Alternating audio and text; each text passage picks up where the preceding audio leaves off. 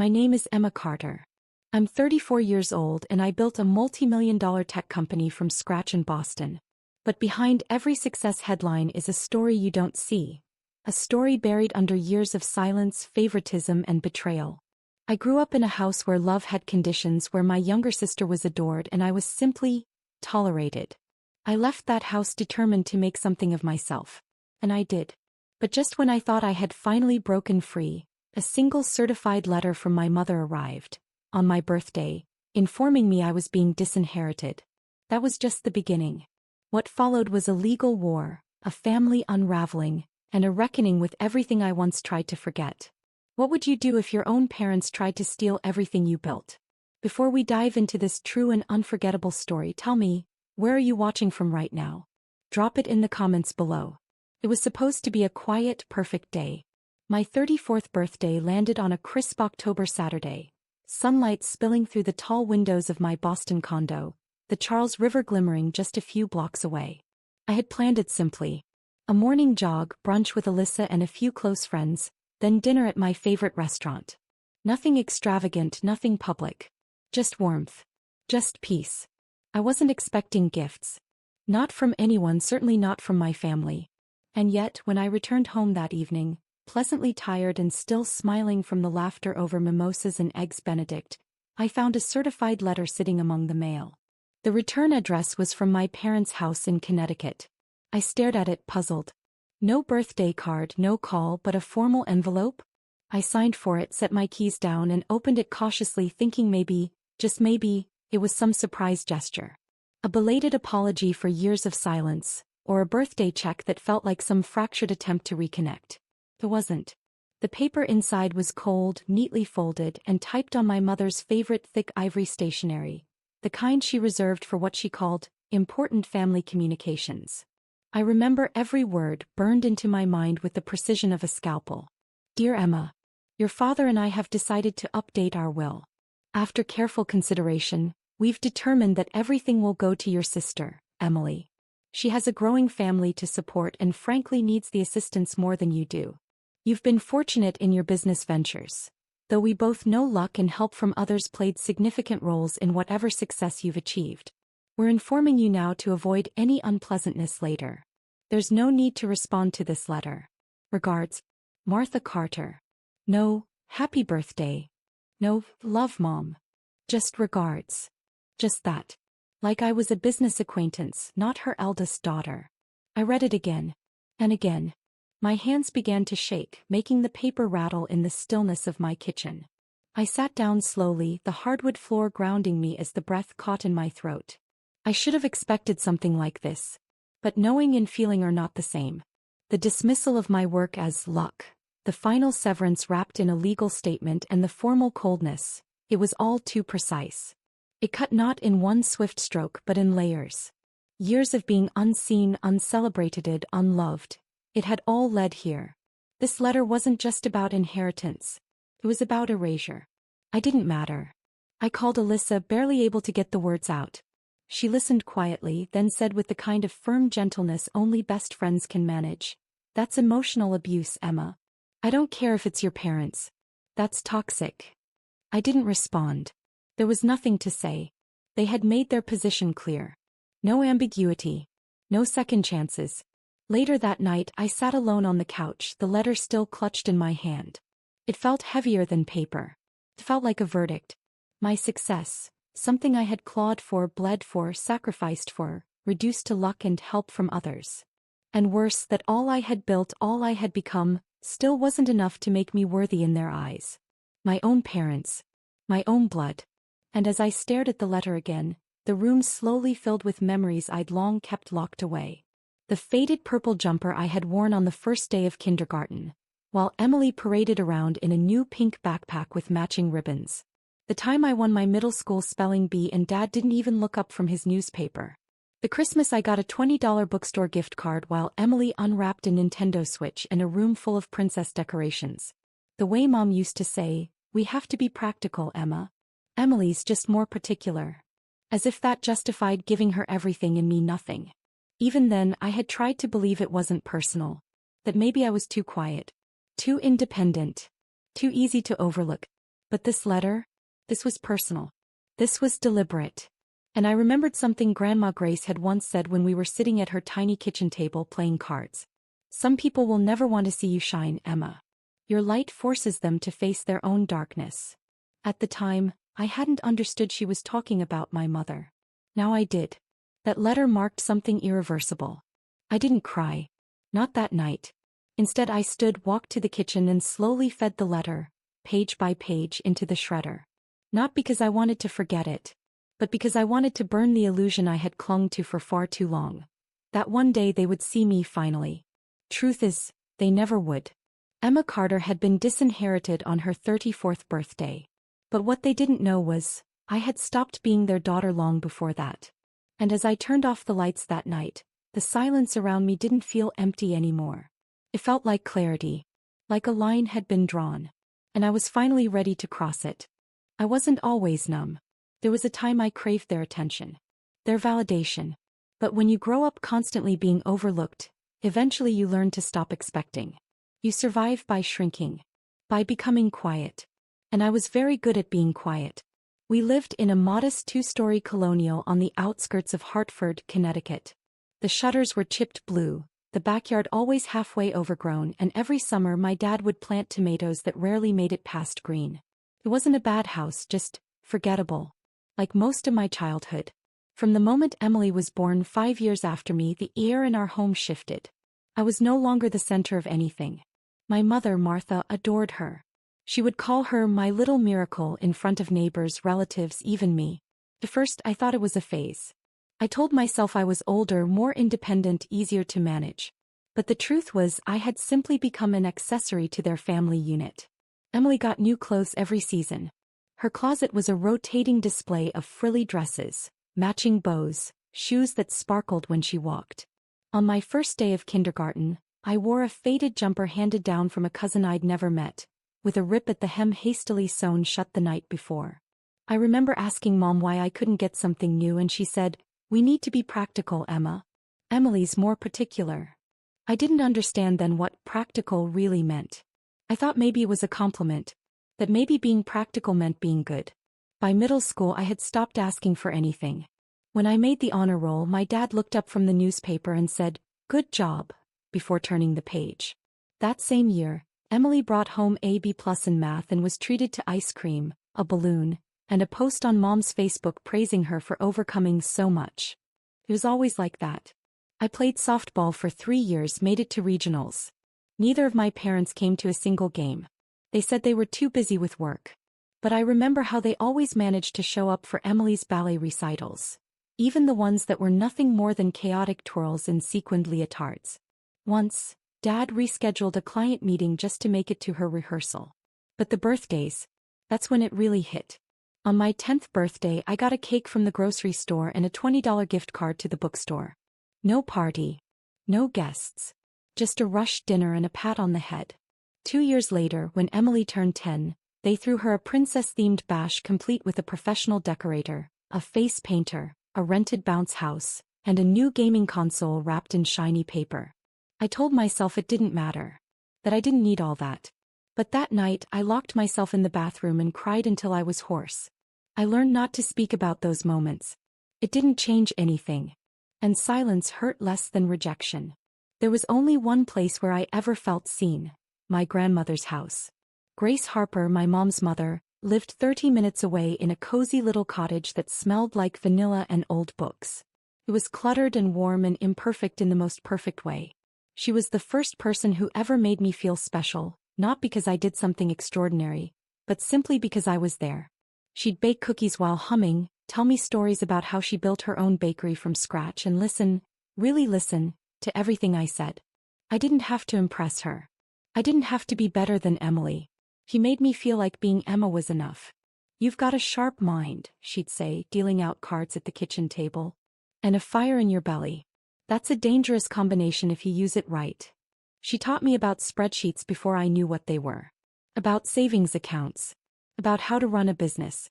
But more than that, she taught me how to trust my instincts. How to stand on my own even when the people closest to me tried to cut me down. She once said, "Some people will never clap for you, Emma.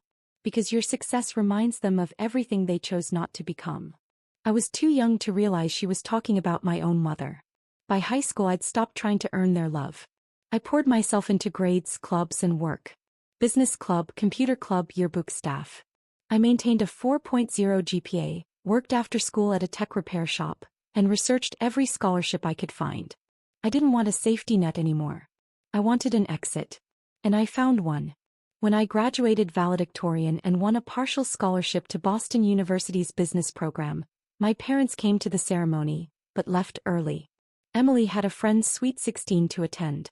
I pretended not to care. But that day, standing alone with my diploma, I made a quiet vow. If they wouldn't choose me, then I would. Boston was loud, unforgiving, and beautiful in ways I wasn't prepared for. It swallowed me whole my first semester. Between scholarship restrictions, textbook costs, and rent in a shared, barely livable apartment near Alston, there were nights I went to bed with cereal and peanut butter as dinner. But I had made it out. And for the first time in my life, the weight of comparison wasn't constantly pressing against my ribs. I threw myself into the business program. I took on extra electives. I worked part-time at a tech repair shop just off campus, where I learned to strip laptops down to their bones and rebuild them better. And I met Nathan, a junior studying computer science. He had wild hair, steady hands, and a mind that moved like code. He introduced me to the startup scene in Boston. Incubators, pitch nights, software boot camps that ran until 2 a.m. While other students prepped for midterms, I was sketching product models on napkins at 24-hour diners. And then it happened. The first real crack in the world I'd built. It was sophomore year. Grandma Grace died of a stroke. No warning. No goodbye. Just gone. I had just come back from class when Alyssa found me sitting on the dorm bed, staring at my phone. I didn't cry right away. It was too sudden to register. But at the funeral, when I stood beside the casket, looking at the woman who had been my only anchor, something inside me buckled. My mother didn't cry. She was too busy rearranging flowers and making sure the hymn sheet looked neat. Emily sobbed dramatically through the entire service. Even though she had only visited Grace a handful of times in the past 5 years. Felt like a performance. Like mourning was a spotlight she didn't want to share. 2 weeks later, I received a call from Grandma Grace's lawyer. She had left me $15,000 in her antique jewelry collection. She was very specific, he said, that these go to you and you alone. When I told my parents, they were furious. She was my mother, Mom snapped, as though that fact alone should have made her the rightful heir. You could at least share some with Emily, Dad added. She's struggling to process this. Oh. I said no.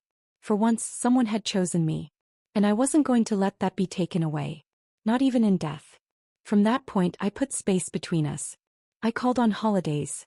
I visited once a semester. But I stopped looking for approval. In that space, I built something. I used the inheritance, not much but enough, to file the LLC paperwork and get a cheap developer license. I named the company Secure Sync. I had noticed while working in the tech shop and watching small business owners come and go, that there was a major gap in customer relationship software.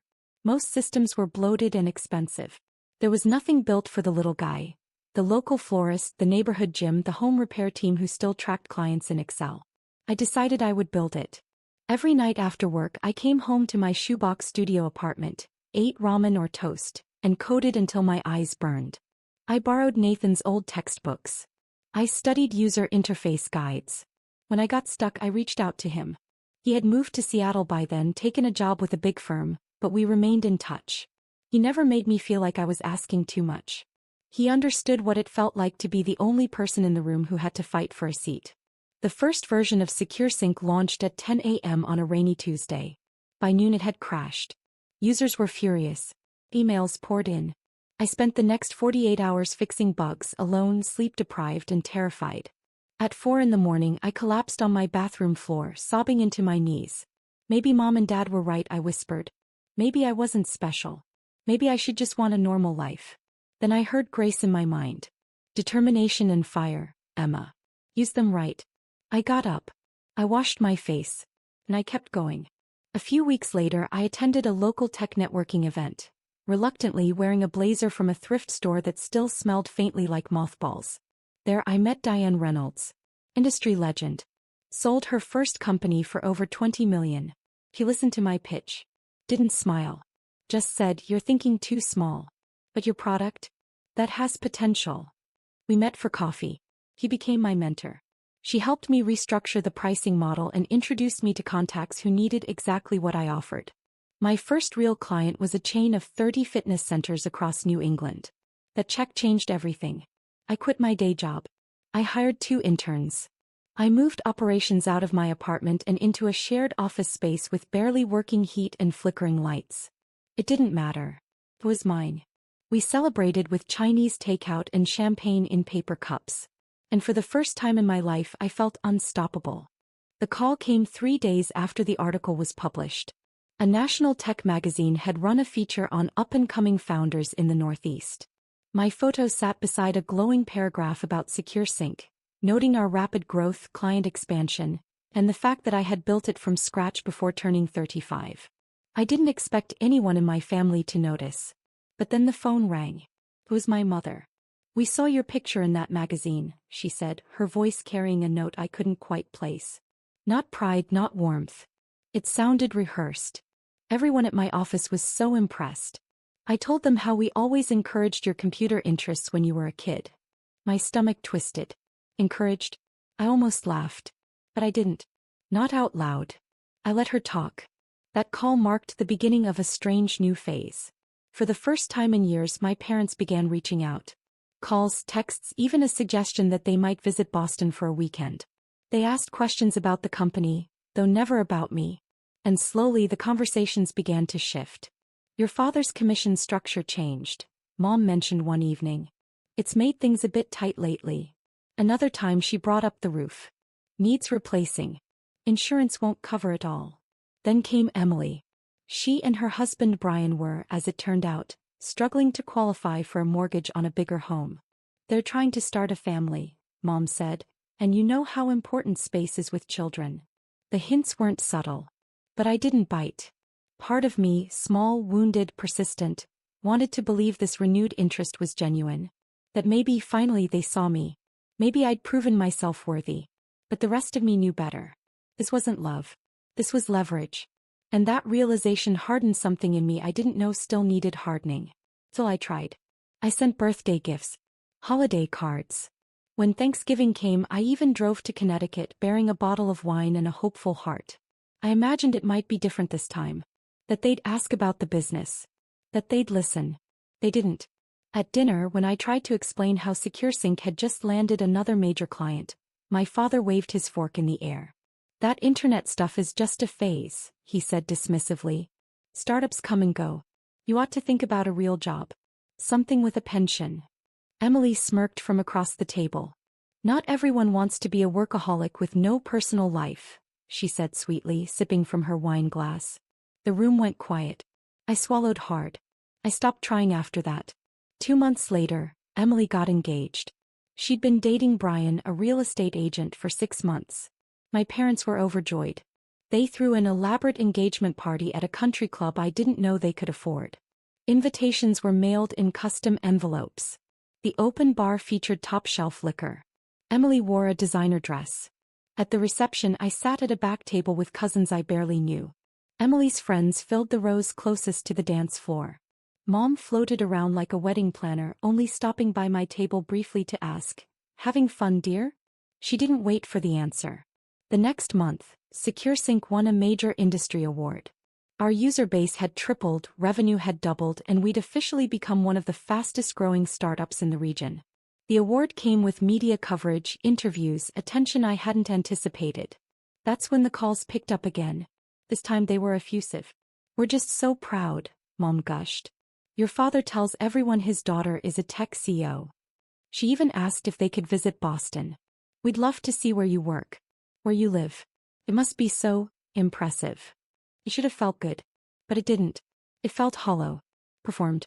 I hosted them once. They came for a day. Walked through my office, complimented the decor, asked surface-level questions. That evening I invited them to my home for dinner. I'd bought a historic brownstone just a few months earlier. A quiet, sunlit space filled with soft furniture and the antique clock Grace had left me. They stayed for exactly 47 minutes. "We can't stay long," Mom said, checking her phone. "Emily's picking us up." We're going shopping on Newbury Street. After they left, I stood by the window for a long time, looking down at the quiet street below. For a moment I wanted to cry. But nothing came. I realized then, this wasn't disappointment. This was clarity. I had built a good life. A real one. Not for them. Not in spite of them. But entirely apart from them. I didn't need their applause. But I hadn't yet learned how far they'd go to take what I had built. I hadn't expected the doorbell. It was a Sunday morning late around 11:30. I had just come back from a run, hair still damp from the shower, when the chime echoed through the house. No texts. No calls. No warning. When I opened the door I froze. There they were. My mother Martha. My sister Emily. And her husband Brian. They stood neatly arranged on my front step like a strange family portrait. All dressed up, all tightly wound, all completely out of place against the backdrop of my home, my life. Emily looked pale, tired, with dark circles under her eyes. Brian had one hand planted firmly on her back, almost possessively. My mother clutched her handbag like she was entering a courtroom. "Emma," she said stiffly. "May we come in?" There was a pause. Just a beat too long. Then I stepped aside. They moved through the front hall and into the living room, eyes scanning everything.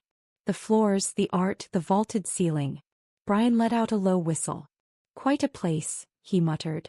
"Business must be good." I didn't offer a response. "Coffee?" I asked, falling back on muscle memory, on manners that no longer felt mine. "No thank you, dear," my mother replied, lowering herself onto the edge of the sofa like she wasn't sure if she had the right to sit. Emily remained standing. Arms crossed. Chin lifted. Brian parked himself next to my mother, legs spread like he owned the space. An awkward silence settled in. My mother broke it. "Your home is lovely. Very sophisticated. You always did have expensive tastes." The passive aggression in her tone was so familiar it barely registered. "What brings you to Boston?" I asked, voice even. "You should have called. I might not have been home." "We tried," Emily snapped. "You changed your number." She wasn't wrong. I had. After the funeral, I was tired of seeing Mom's name on my screen only to discover it was a telemarketer spoofing a local number. It wasn't personal. Or maybe it was. "Well, you're here now," I said. "What can I do for you?" My mother straightened. That posture again. Formal. Intentional. "Emma, we're in a difficult position," she began. "After your father's passing, we discovered his finances were more complicated than we realized. The medical bills were substantial. Insurance didn't cover everything." I said nothing. "The house needs major repairs before it can be sold," she continued. "We've tried but..." Then Emily jumped in. "We just found out we're having twins," she said, her voice trembling slightly. "High-risk pregnancy. Doctor says I might have to quit working early. We're already struggling with the mortgage." I looked between them. And I understood where this was heading. I just didn't want to believe it yet. "That sounds challenging," I said carefully. "I'm sorry for your difficulties." My mother leaned forward. "We've seen the articles. About your company. So, we know about the money." There it was. My heart didn't race. My stomach didn't drop. I just froze.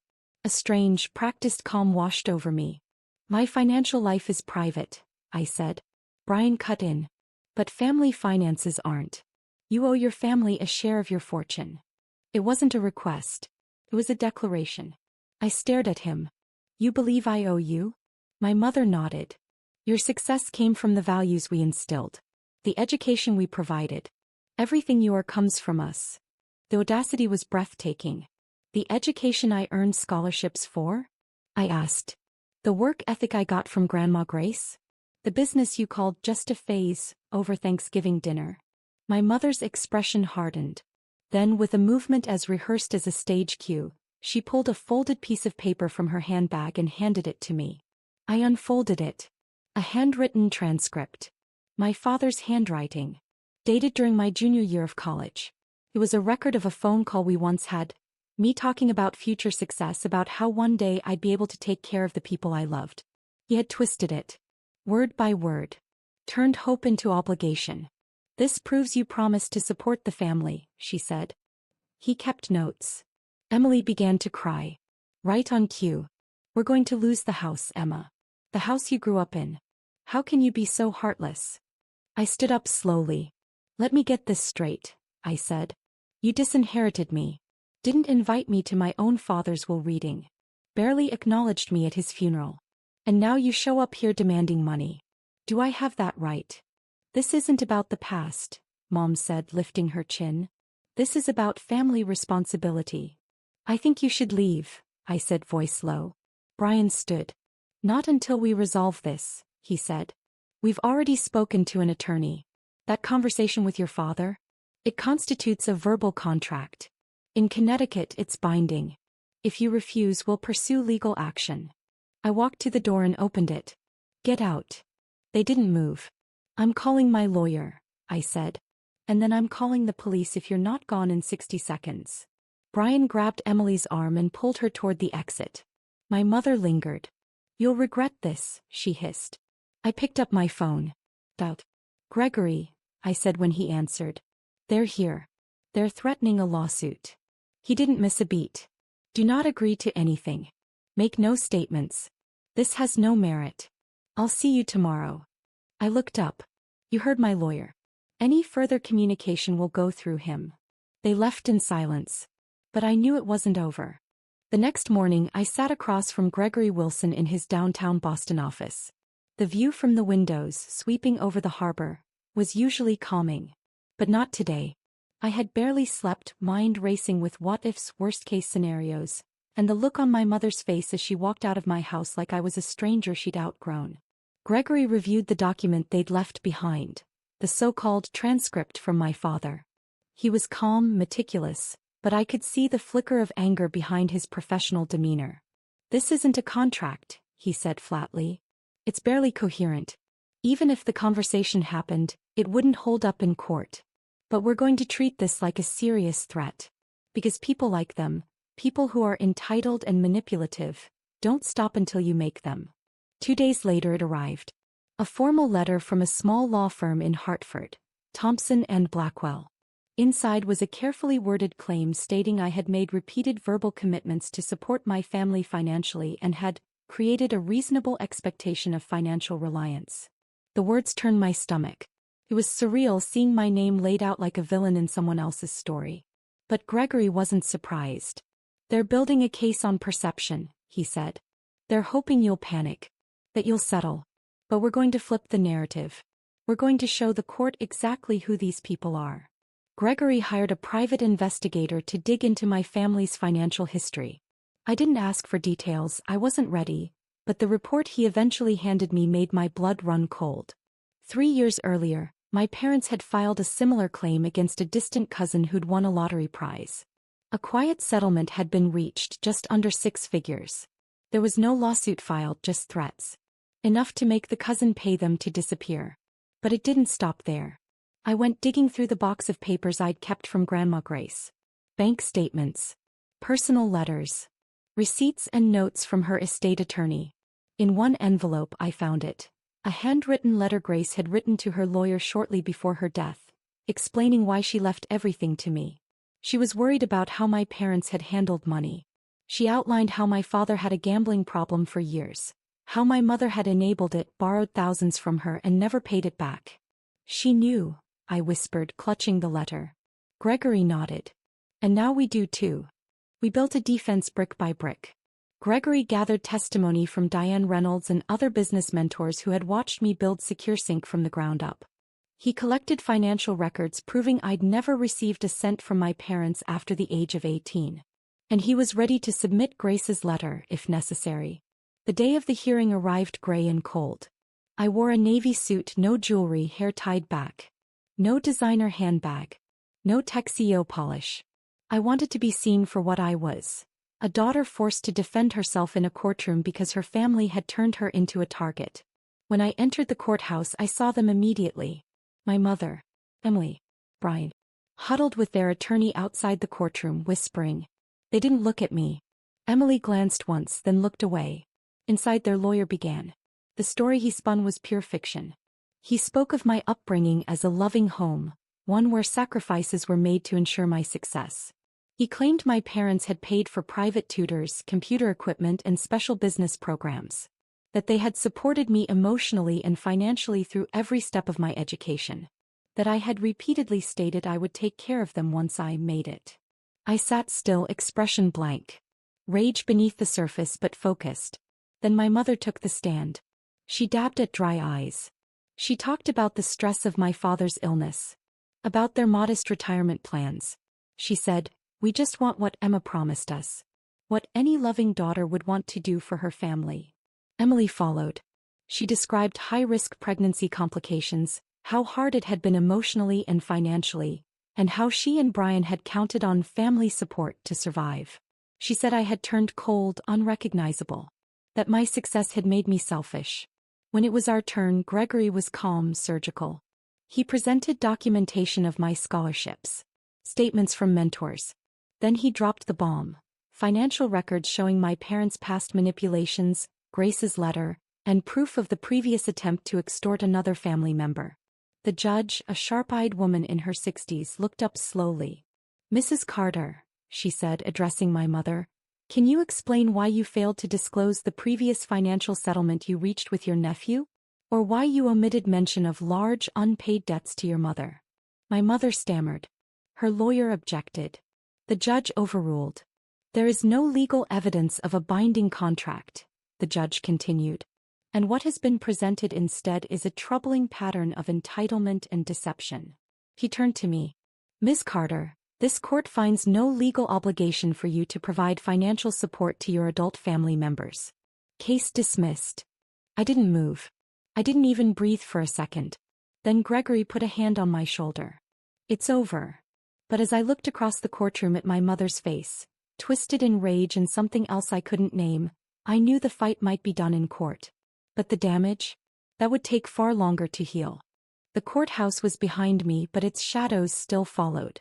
For weeks I would wake up in the middle of the night replaying every word from the trial, every lie, every breathless moment when I feared the judge might actually believe them. But she hadn't. He saw through it all. And I had walked out with my name intact, my business untainted, and my freedom unclaimed by people who had tried to rewrite my life as theirs. Gregory called the following week to wrap up the last legal formalities. "It's done," he said. "They can't touch you. They may appeal out of spite, but there's no legal ground to stand on. They know it. And frankly, I think they're too embarrassed to try." Thanked him. Not just for his work, but for believing me. For treating me like someone who deserved to be protected. That I was learning was rare. A few days later, a package arrived at my front door. No return address. Just a plain cardboard box with my name on it, written in neat, familiar handwriting.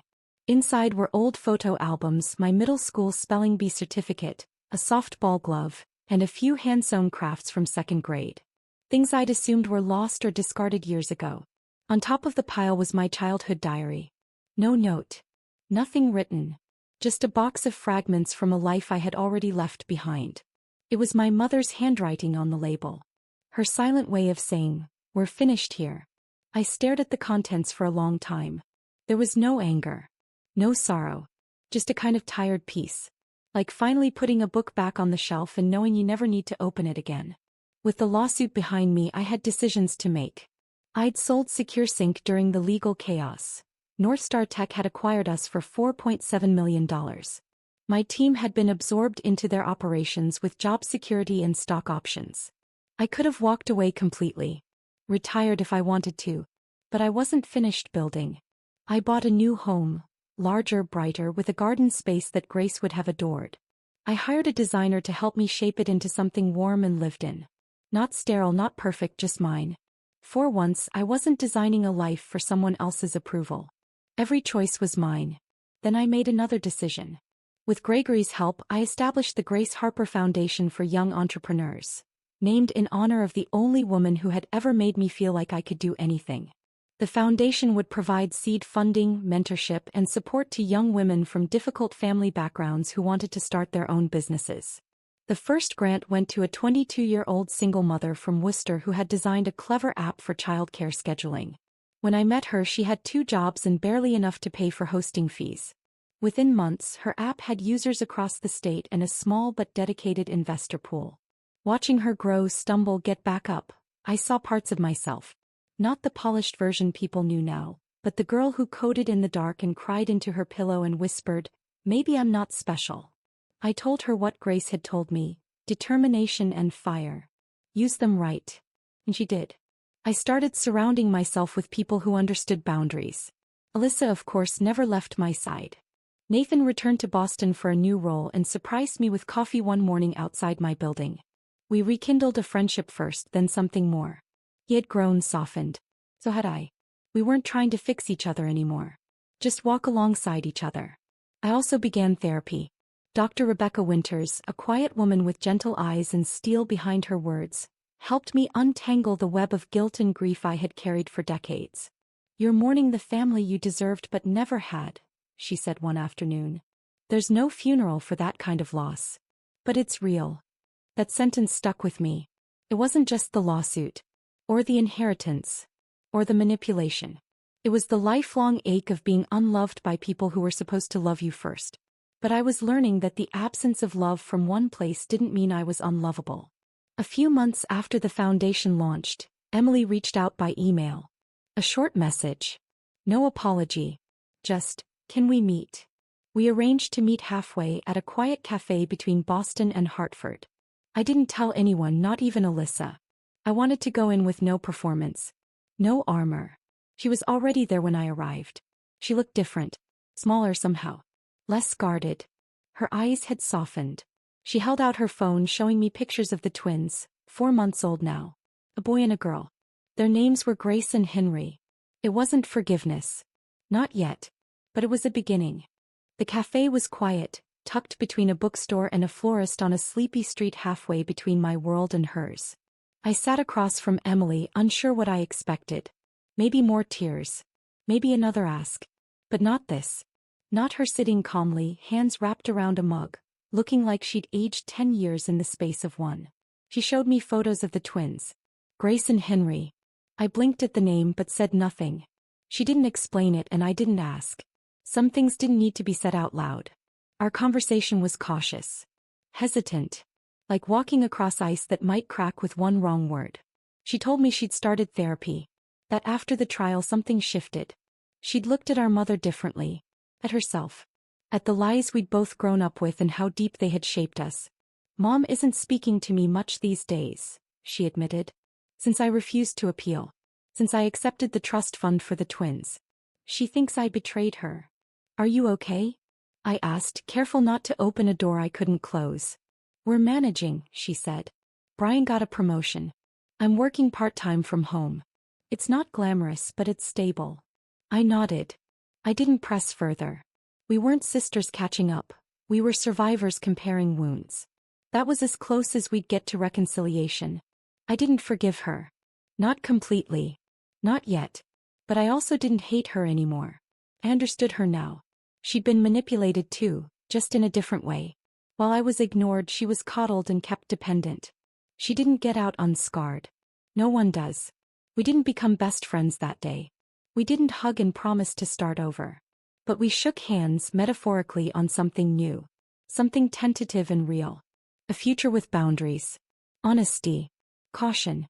When I returned home that evening, the house was quiet. Sunlight streamed through the windows, warming the wood floors. I stood in the kitchen for a long time, just breathing. Not racing, not preparing, not recovering. Just being. Thanksgiving came soon after. I didn't go back to Hartford. I didn't reach out to my mother and she didn't reach out to me. The distance felt final now. Not cruel. Just necessary. Instead, I hosted dinner at my home.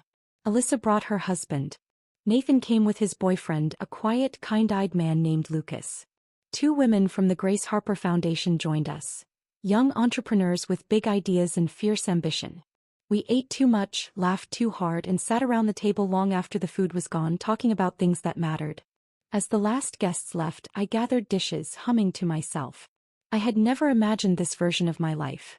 A room full of people who had no obligation to love me, but chose to. Later that night, I found an envelope slipped through the mail slot. No stamp. Just my name written on the front in familiar looping script. Inside was a short note. "Emma, I'm learning that family isn't just blood. It's behavior. Thank you for showing me what that can look like. Happy Thanksgiving. Emily. It wasn't an apology. But it was something. A sign of movement. Of reflection. I placed it in the drawer where I kept letters that mattered, next to one from Grandma Grace written years before, still smelling faintly of vanilla. Afterward I stepped out into the garden. The sky was clear, stars scattered in sharp constellations. Grace had taught me the names of them when I was a child, our hands sticky from cookies, her voice patient and sure. I looked up at them now and thought about everything I had built. Not just a company, not just wealth, but a life. One rooted in hard decisions and harder truths. A life that no one gave me. One I had carved out with nothing but grit, grief, and the refusal to disappear. The real triumph wasn't winning the lawsuit. It wasn't the money or the articles or the accolades. It was this peace. This moment.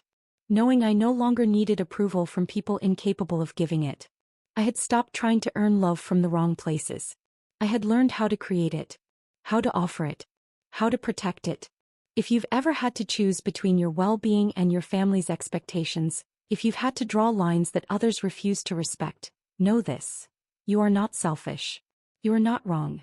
You are surviving. And sometimes, survival looks like starting over with nothing but your own name. I built my life twice. Once for them. And once finally for me. Thank you for staying with me through this journey. One built not just on betrayal and legal battles, but on reclaiming worth in the face of rejection. If my story reminded you of a time you had to choose your peace over the comfort of others, then you already know. Healing doesn't always come wrapped in apologies. Sometimes it comes in silence. In boundaries. In the quiet strength of building a life you don't have to justify. Now I want to hear from you. Have you ever had to walk away from family to protect yourself? What helped you move forward?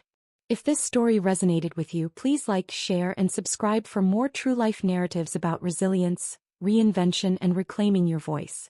Your story matters too, and maybe, just maybe, someone out there needs to hear it.